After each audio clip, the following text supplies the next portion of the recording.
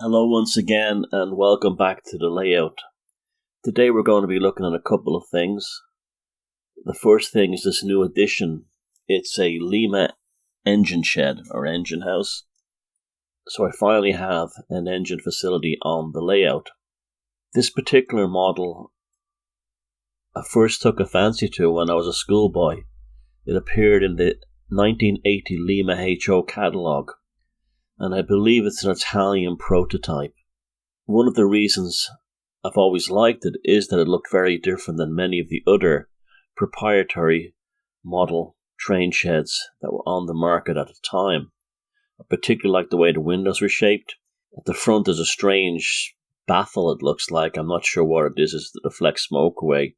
There's also no doors, I suspect, because it's probably based on an Italian prototype, that there's no need for doors in the winter. The roof did look a bit plain, so I installed a vent taken from an old Pico 00 shed, and it looks quite good there to allow the smoke to escape when steam engines are being worked on. The front and the roof and the windows are all one-piece moulding that clip into the bottom section, and they were in grey plastic. I didn't particularly like the fact that the bricks at the front were two-tone grey at the top and brown at the bottom, so I painted that, and I also weathered the entire thing in Games Workshop's black contrast paint, watered down to give the details some punch. The bricks, if they are bricks, are probably quite overscaled, so I didn't bother putting on any mortar effect. I just left them as they were.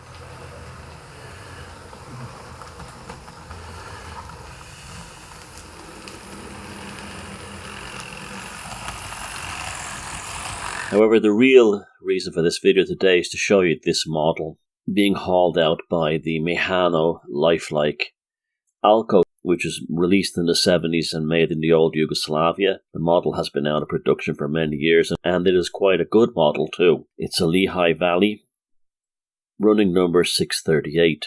There's some excellent videos on these locomotives if you look on YouTube and elsewhere, and these were very powerful and very long Alco units that were designed, I believe, originally for the Monon, I can't pronounce that name, railroad. That was to haul coal trains, but the coal mine never came through, and the Lehigh Valley ended up getting these locomotives instead. So they were probably a bit large and a bit overscaled for that railroad, but they managed to fit into the railroad's roster and look very, very good. And they appeared not only in this striking white scheme, but also in the classic red Lehigh Valley scheme until its absorption into Conrail. And here we have Conrail F unit number 1648, the only Conrail unit to have ever appeared in the corporate blue.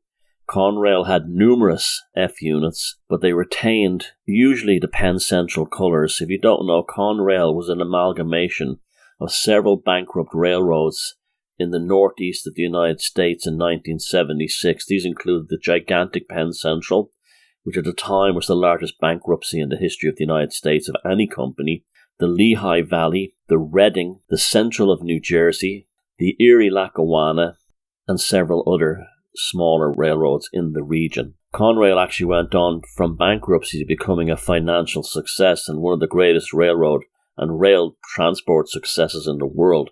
Within 10 years, a company that was literally a basket case was highly profitable. The Conrail blue colours did not appear on any other F unit except 1648. Now, there are Conrail F units modelled out there in HO scale, but they have the incorrect paint scheme. They often contain the full Conrail logo. This model is based on the prototype that only received the C or patch decal, which was very common in the early days of Conrail.